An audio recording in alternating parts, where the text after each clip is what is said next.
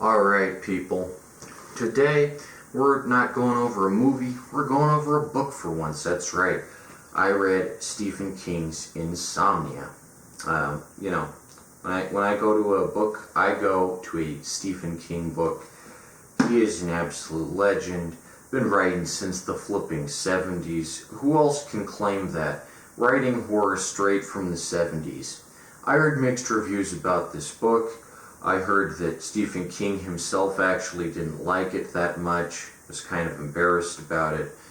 I went into it with an open mindset, because I'm like, it's Stephen King. How can Stephen King screw up? And the first 3/4 of the book are really, really good, and then the last, 100 pages or so, it just fizzles out and leaves you with, a sour taste. This is not a satisfying story.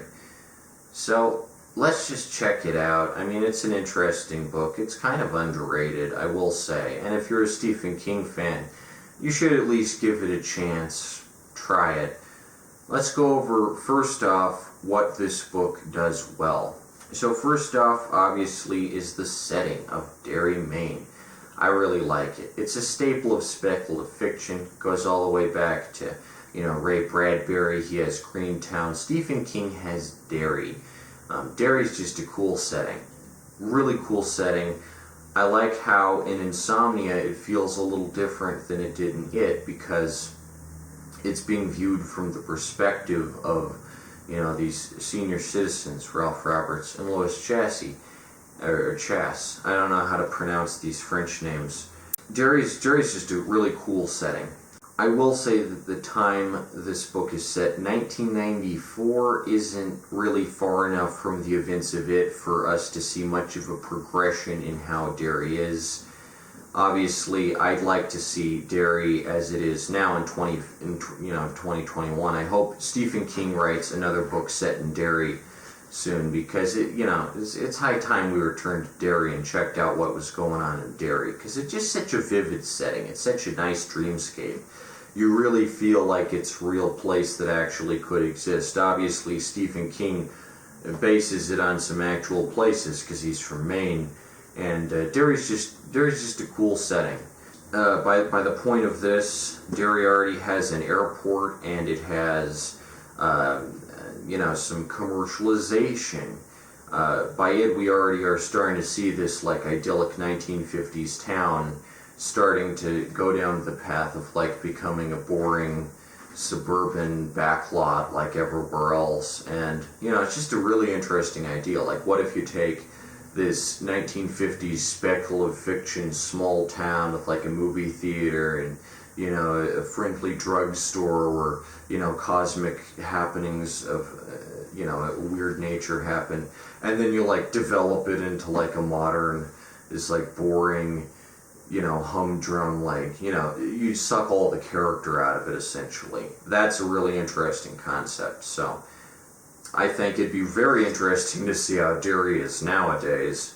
I hope Stephen King gives that a try, because Derry is just a really cool setting, along with Ludlow and Haven and all the other fictional locations in Stephen King's fictional Maine. It just feels so vibrant and full of character and coolness, as it were. I mean, you just got locations like the Kissing Bridge and Nabald Street and the Barrens, and you just feel like, oh my gosh, these are actual places. I've seen this. Even if you haven't grown up in Maine, and you haven't seen railroad tracks in Maine overgrown with weeds, it'll be like, oh, railroad tracks, I've seen those, I was there. So it's just great how Stephen King is able to worm his way into your head and make you question whether what you're reading is real or not. Second thing that's awesome, the characterization. The characters in these are really strong. They all have their own perspectives and mannerisms, and they all see the world differently. Stephen King even goes into this by pointing out that there are several different types of Derry.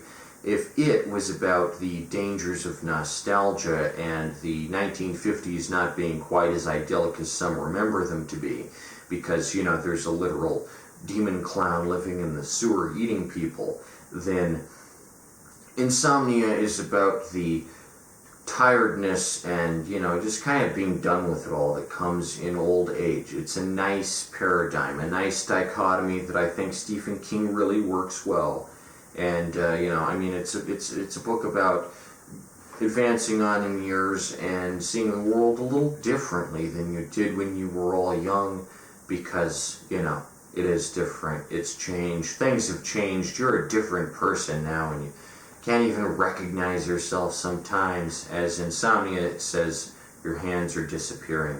So Insomnia delivers big on characterization. Bill McGovern, Lois Chassie, Ralph Roberts, Faye Chapin, or however it's pronounced. I don't know how to pronounce these French names. They all feel very, very real, like any good Stephen King character will. Third thing that's awesome, the auras. They're really cool. I like all the imagery Stephen King works in here. It puts a whole new twist on the Stephen King-averse. You're like, holy crap, there's auras over everyone, and they're inexorably linked to the real world. They have a tangible effect on what's going on. Obviously, cool set pieces in this, the death bags, the balloon strings, you got the bugs. The bugs are just so creepy. Like, is those bugs just crawling around and everything? Spooky. And you have the prehistoric birds, which Pennywise turns into a prehistoric bird at one point. I don't know what Stephen King's thing is with prehistoric birds. Cool imagery anyway. I like all that. It looks really cool. Fourth thing that totally knocks it out of the park, and this is maybe my favorite part, the little bald doctors. They're so cool. On a conceptual level, they're so cool. And Stephen King is really good at taking this ridiculous concept and making it feel like, yes, this is actually going on here. We got little bald doctors running around. Such a fun concept. I feel like the little bald doctors have some kind of predecessor in literature. They're kind of an archetype. But, this book obviously takes them like to the next level. They're kind of like little mad scientists with their little, dealings in life and death. And I like how Stephen King adapts the Greek story of the Fates, or the sisters, or I forget if they're the same, but the weird sisters who cut the thread. Really awesome. If you know anything about me, it's I like Greek mythology, and I like how Stephen King incorporates all this cool mythology into his stories. It's not just God and the devil like, The Exorcist or something. It's like the Wendigos in Pet Sematary. You got the weird sisters here they're the weird little bald doctors. He adapts them into a modern context, and they're so cool. Clotho and Lachesis are awesome. They have such a dynamic going on between them, and you feel like, yeah, these are some really fun characters that Stephen King has added in here. Then you got Atropos. Look at this illustration. The illustrator in this was just awesome. Atropos there. I don't even know if this is Atropos, because he has scissors, and Atropos doesn't have scissors. He has the scalpel. So maybe this is Clotho or Lachesis, except this little bald doctor looks evil. So maybe it is Atropos. Atropos is a really cool villain. And if he was the only villain of this book, then it would be so cool. It'd be so awesome, because he's just so like unlikable. He's such a hateable villain, just like Pennywise. You feel like, oh, he sucks. So Stephen King does a really good job in making you just not like Atropos. And I think that's really cool. Atropos, fun character, awesome. Now let's talk about what doesn't work with Insomnia. First thing that doesn't work, the incorporation of abortion into the plot. There are some who would be like, oh, I don't like this horror story because it's getting too political on me. But Stephen King has always been a political writer. I mean, with The Green Mile, he deals with capital punishment. In The Outsider, he deals with, police brutality and police not, doing their jobs correctly. In, Carrie, his first book, that's all about, puberty and adolescence and growing up into a woman and dealing with periods and stuff. He's always dealt with very heavy subject matters. He's also really good at mixing the, ridiculous, these little bald doctors going everywhere and these bugs and birds and stuff with, the very heavy, like abortions and stuff. hot button subject matter, but I think Stephen King had the capacity here to handle that tastefully and tell a really interesting story at the same time. Is because at the beginning of the book it's set up that Susan Day, this famous feminist, is going to come to Derry and give a lecture on abortion. You're like, oh my god, this is going to climax into something huge. It's going to be just like how in It, when it builds up and builds up about, Pennywise in the sewers and they're making a giant flood, and it's the flood of 85. It's the biggest thing that's ever happened in Derry. It's going to be just like that all over again. Obviously by this point Pennywise is dead, or at least defeated for the time being, so he's got to introduce something new and fresh to Derry, and you're like, oh my gosh, it's abortion. Where's this going to go? But it never gets addressed in the world of horrors. It's never explained, how abortion's connected to all that, or,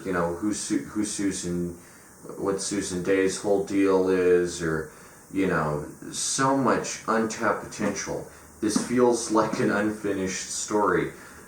It is over 1,000, pages. It's been called the Moby Dick of horror novels, and I would have to agree with that. It is without a doubt Stephen King's magnum opus. It is one of the funnest horror books ever written because it tells a complete story, and that story is just as simple as this spooky-ass demon clown living down in the sewers. Simple as that. Stephen King has always been really good at balancing, on the one hand, writing a fun horror story that people can enjoy and get into. On the other hand, dealing with realistic subject matter because he wants his universe to appear realistic and fleshed out. And I just feel like the abortion element is not done enough. I mean, this is ahead of its time here. We're talking protests where these anti-abortion guys are slinging dolls full of blood onto an abortion clinic. That sounds like something that could actually happen in Georgia or something. Yeah, that's an image that really sticks out. We're talking 1994 here, and it's 2021, and this argument is still going on today. I mean, it's just crazy to think how long this has been going. And there's one point where one of the anti-abortion guys, Charlie Pickering, is getting taken on by Ralph, and he's Ralph is you killed a pregnant woman, so by association you killed the baby, so who's the baby killer now, because there's a baby inside her. And it's just a very interesting idea. Never gets brought up again. Nobody, what's the point of introducing this heavy subject matter that has nothing to do with the plot? Why? I thought there was going to be something cool here about abortion. Like Stephen King, you shouldn't just introduce abortion if it's not going to play a critical role in the plot. Stephen King's a left-wing writer, obviously. His stance has always been very left-wing. Very admirable guy as far as the political stances he takes.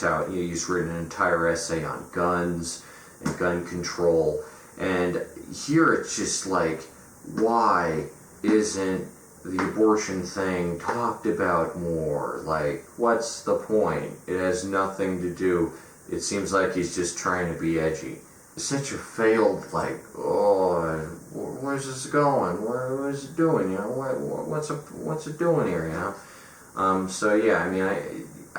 It could have been so cool if it revealed how abortions are tied into the world of auras, and whether the random or the purpose wants them, what Cloville and the Jesus are about, what their opinions on it is.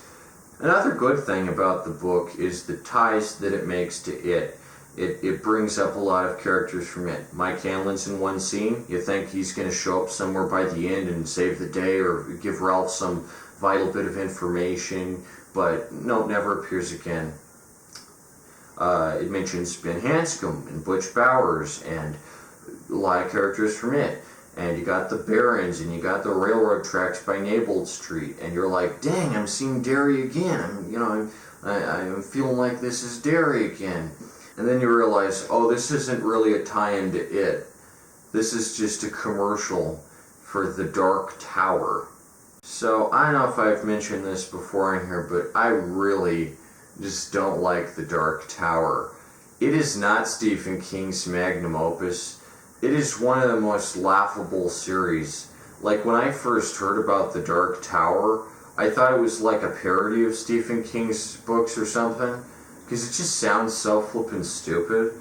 A flipping Western, post-apocalyptic fantasy, sci-fi horror with, like, the Wizard of Oz stuffed in there too.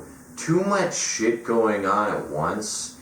It's just it's just a stupid series. And to think that all the events in Insomnia only happen so The Dark Tower can happen. So stupid.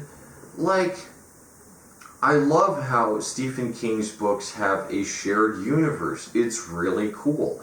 When Pennywise makes a cameo in the Tommyknockers, when like these kids from Haven are going to get some supplies so they can feed their wacky alien spacecraft, when mentions that like Pennywise is staring up from the sewer at them, I'm like, dang, this is a cool universe. Pennywise and, the implications that this book introduces are like numerous. Like, if Pennywise shows up at tragedies to feed off of fear, then is Atropos also at these tragedies? Like, was he at the dairy chocolate factory explosion or the black spot fire, or, and you have to think, like, do Atropos and Pennywise know each other? Like, do they go out for drinks sometime, or are they pals? That's just so cool to think about.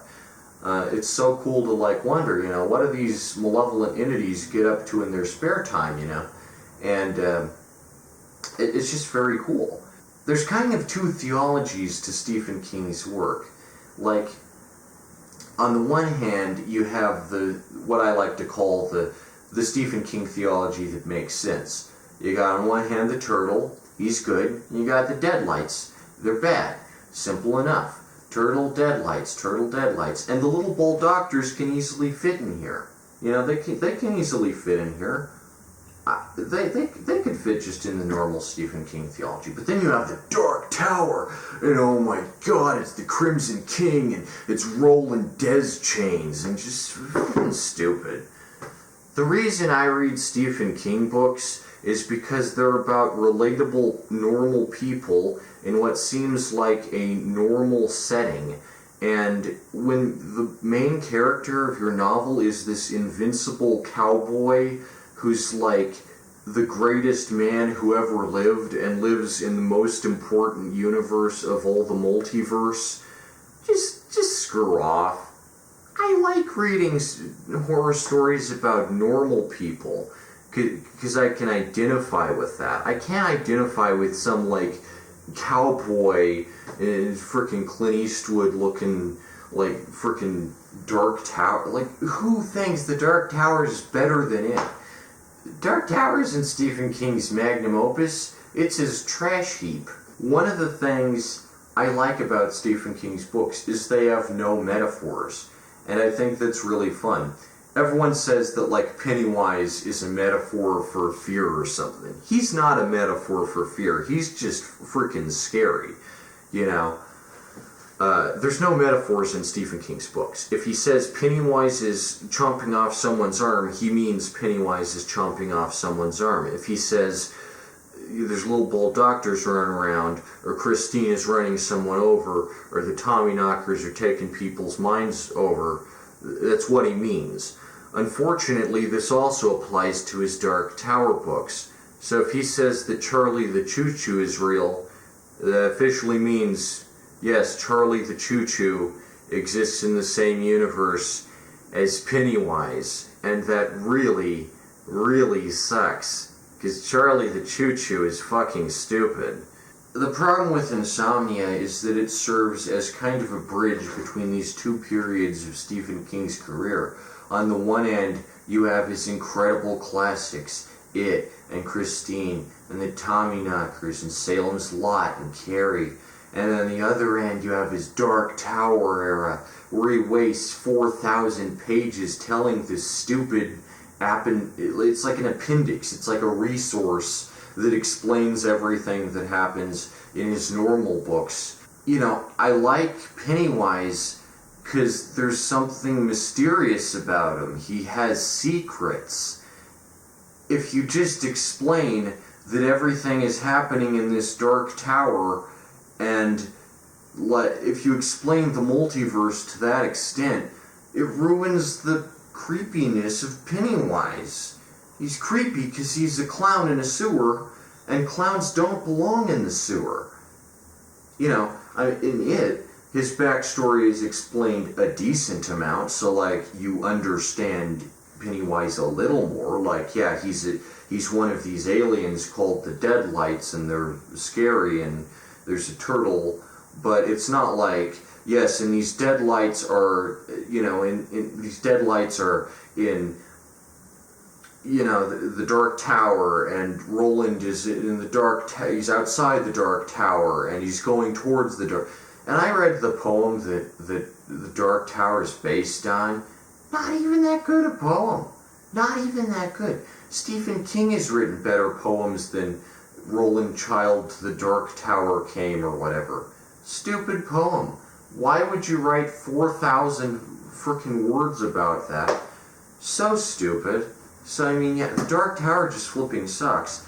And to think that the whole time you're thinking, oh, it's going to be something about Susan Day. Nope, Susan Day just gets decapitated. That's it.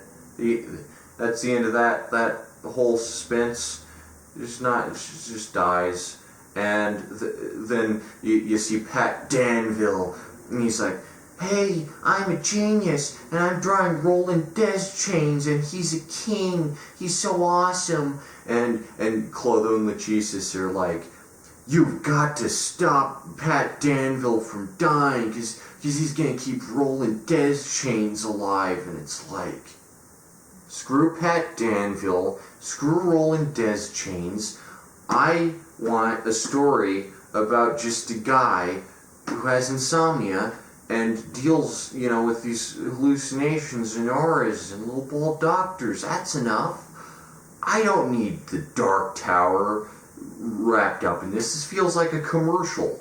It just feels like Stephen King going, well, if you want to know what this whole story was actually about, you better buy the Dark Tower.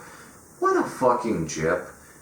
Like, this doesn't happen with any of us. Like I said, there's crossovers in Stephen King's books. Pennywise is in the Tommyknockers, Mike Hanlon's in this, but you don't need to read the Tommyknockers to understand it, or vice versa. They're just self-contained stories, and if you're going to spend your time reading a 500 or 700 page novel, the least you can do is be satisfied when you reach the end and feel like, yeah, that's a story. I just finished a story. Like, it can connect to other stories in certain ways, but you can't just have the entire plot of one entire novel just rest on another novel. That's like if you read Christine, and then it was revealed that, like, the only reason Christine kills people is because of something that happens in The Green Mile, and then you have to read The Green Mile. It sounds stupid, but that's how this is. The frick?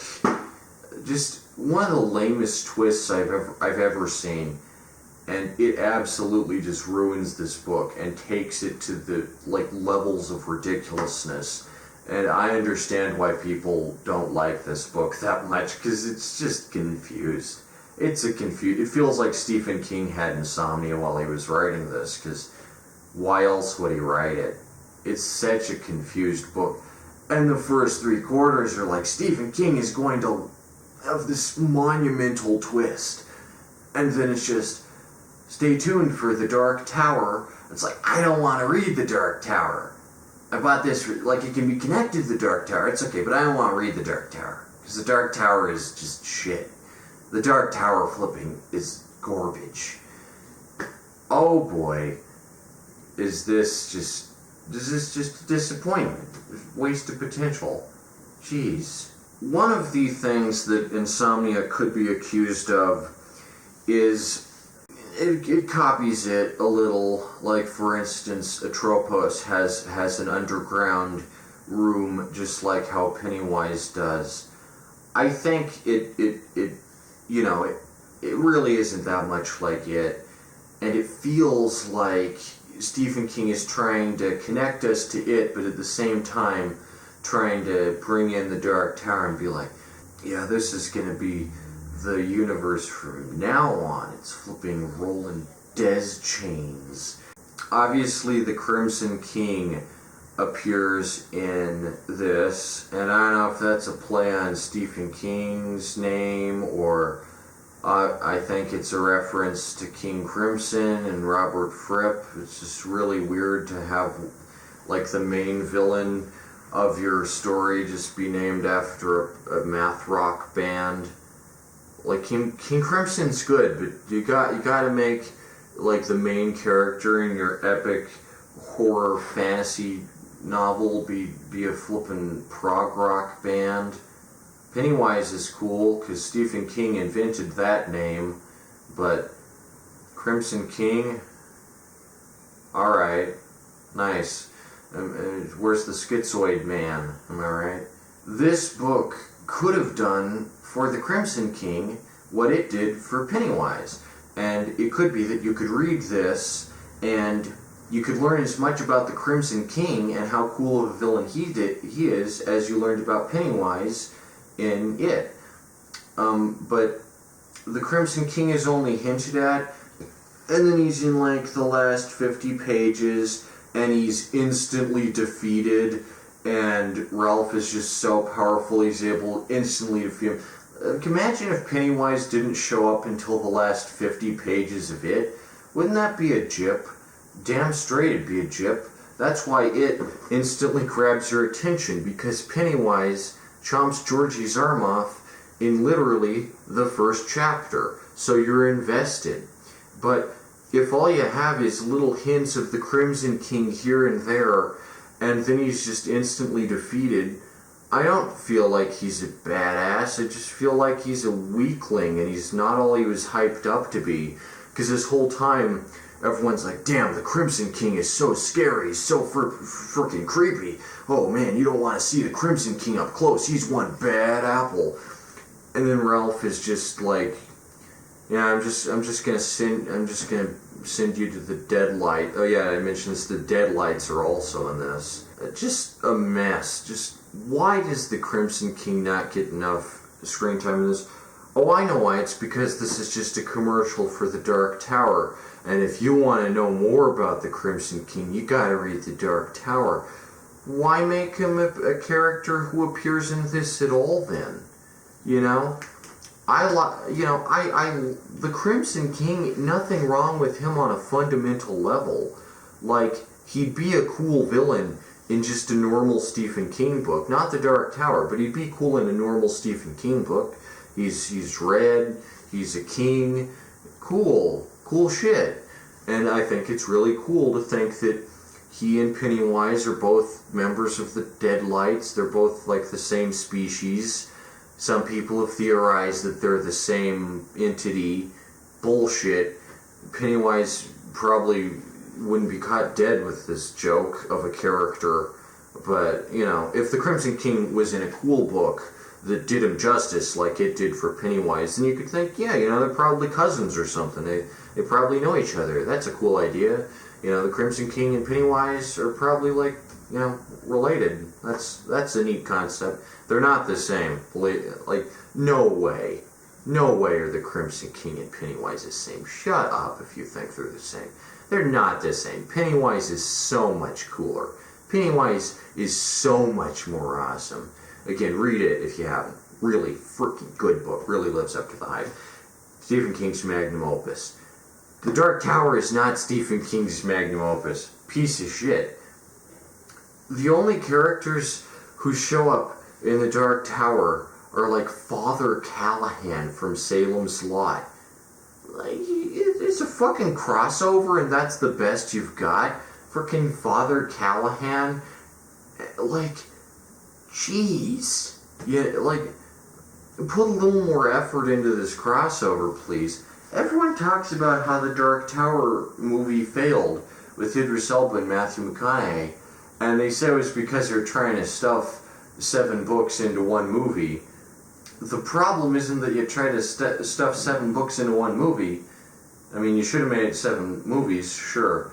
But the main problem is that the Dark Tower is a confusing mess that nobody can understand, because it's just Stephen King writing a bunch of fan fiction for like the Wizard of Oz and stuff.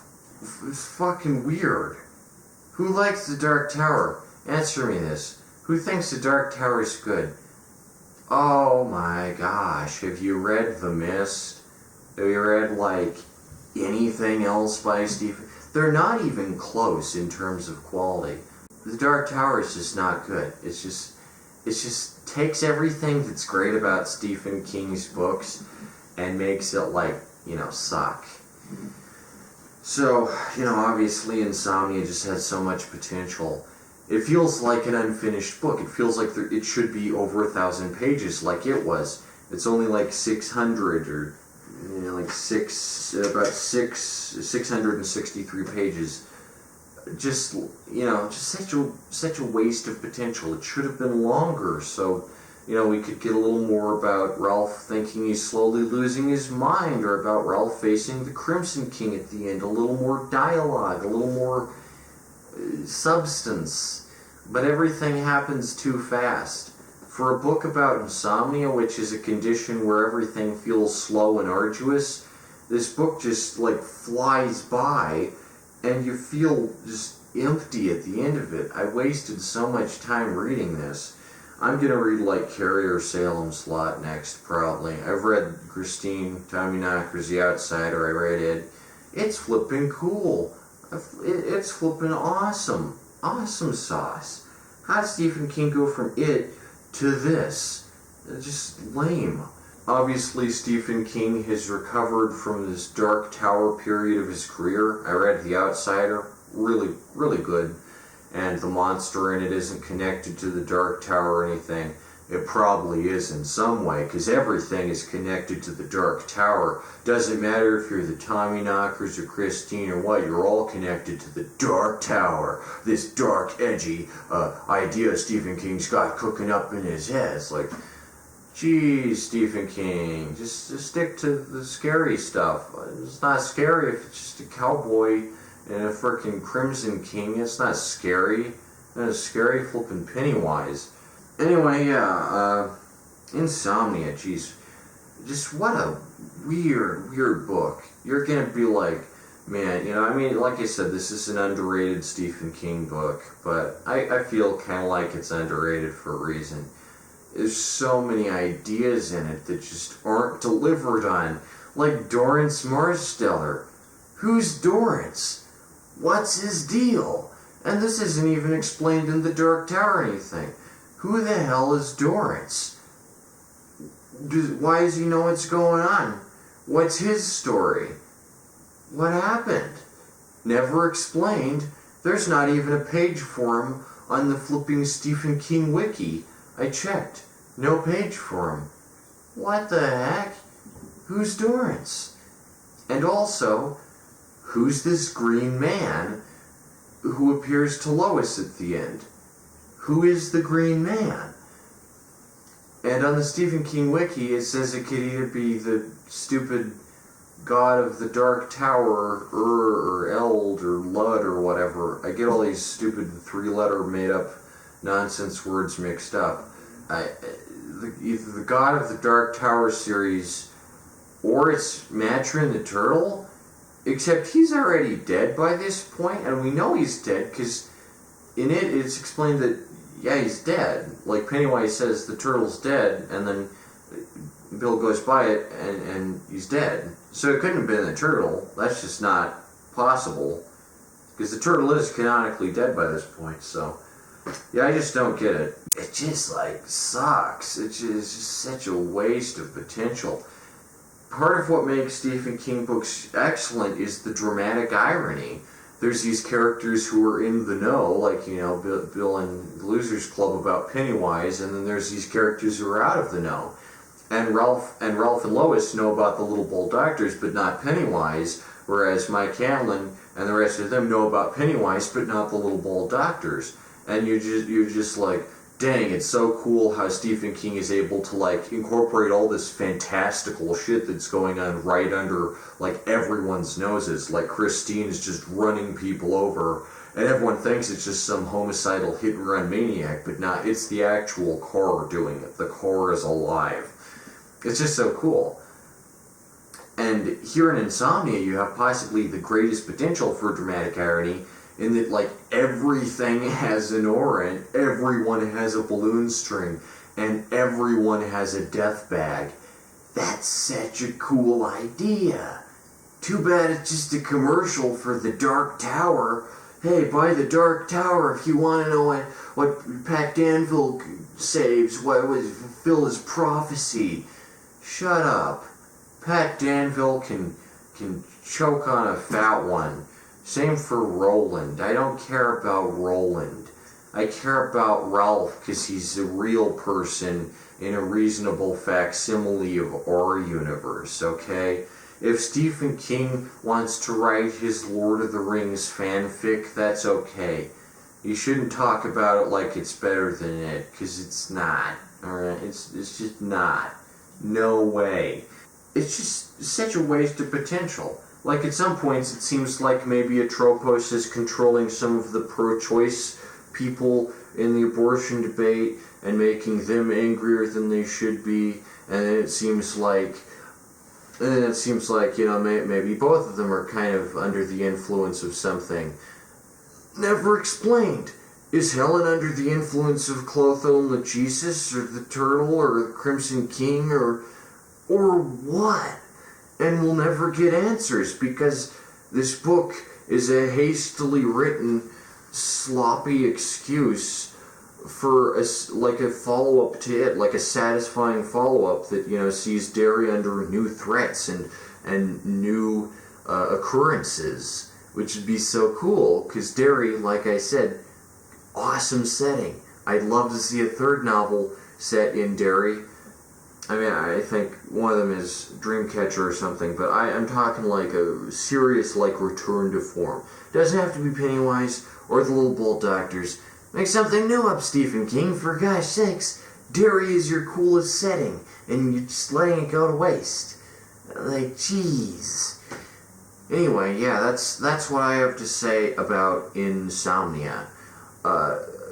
Just a waste of so much. It's such an embarrassment, and I should have, you know, that's what everyone was saying about it. This is a book of wasted potential. The ideas in it are so cool, and the Little Bold Doctors are so awesome as characters that I have to give it like an 8 out of 10.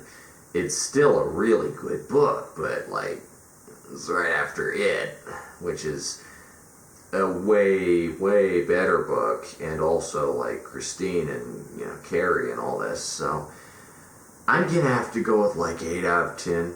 I know, right? I should give it like 7 or 6 out of 10, but 8 out of 10, because the Little Bold Doctors are so awesome, and like, it's so cool, but at the same time, it's just a commercial for the Dark Tower. Like, normally, if I read a Stephen King book, I'd give it like 10 out of 10. No contest. Like, I'd give that to Tommyknockers, give that to Christine, I'd give that to The Outsider, and Salem's Lot, and all the rest.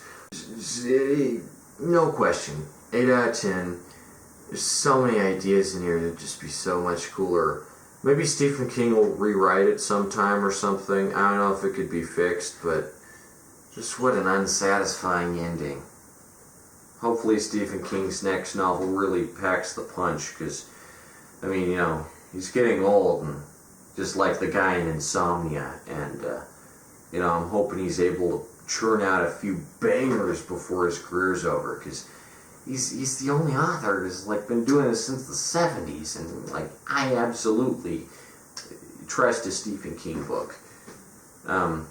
This one let me down. It's not that great. Not as bad as The Dark Tower. Not nearly as bad as The Dark Tower, but the fact that it tries so hard to simp for The Dark Tower and hints at, like, elements from it, but never, like, really makes it cool. You know, it just doesn't, it just feels, oh, I feel empty, because I spent like a week reading this 600-page novel, and then I get to the end, I'm just like, oh, it's just a commercial. Okay, cool. The story about this, like, old guy who's going slowly insane is all just about the Dark Tower. such a waste. Ralph Roberts is cool. He's a cool character. Same with Lois Chass and all the rest. And just such a waste. And at the end it talks about how he got a catfish stuck on his arm, and Stephen King expects you to care about this as much as like Patrick Hockstetter in the fridge or something full of the weird little maggots, but you don't care about this catfish. Ralph never even mentions his brother Johnny before like the last 10 pages. He had a brother this whole time and never even brought up once? That's what I call a flippin', like, serious, just like, you're not paying it. And there's, like, typos in the last 50 pages. Like, there's, like, the typos increase the further in you go. And it's like Stephen King was just trying to rush and get this out as soon as possible. Don't rush the ending of your epic story about life and death and abortion and little bold doctors, you know. Don't rush it, and don't just make it a commercial for your other book. Make this book satisfying, or why even write it to begin with, you know? Just so stupid. Also, who's Dorrance? Please explain who Dorrance is. Like, who the hell is Dorrance? What's his deal, you know? Just stop, you know? So yeah, this is the Stephen King book that really just does not live up to the what I expect Stephen King. Because I mean, I've read his short stories. I've read The Mist. I read all of Skeleton Crew, and I flippin' liked it. His short stories are great. His intro to Imaginos, Blue Oyster Cult thing is great. You know, I mean, he just is a jack of all trades and a total mad lad, a total flippin' cheeky Nando. So to see him disappoint me like this is like, oh, Stephen, come on, you know, it's so good. It's so good for like the first 500 pages was awesome, and then you just had to ruin it with flipping rolling Des chains and, oh, my son's a genius, he's Jesus, and he's gonna save the world. Oh, dang, it's Pat Danville. You just spent 500 pages getting invested in Ralph Roberts, but now get ready for Pat Danville, because he's about to own the Crimson King. Screw Pat Danville. Pennywise for life. Screw Crimson King. He's such a lame character. And, yeah, that's Insomnia for you. A seriously disappointing experience. 8 out of 10 I have to give it, because the writing is just that Stephen King zing. It's just that Stephen King stuff. Anyway, I got these scissors here, and as a testament of sorts to just how much this book irked me, I'm gonna try doing what the little bold doctors do and kind of cut my balloon string, so to speak. So let's see what happens, because I mean, you know, this book just like depletes my aura, man. It's just totally like I feel like someone just sucked a gallon of aura out of me. So let's see here. Oh dang, does it do anything? No? Okay, I guess not. Does that do anything? I guess not. Does that do anything? I guess not. Oh, dang, I kind of feel something. I kind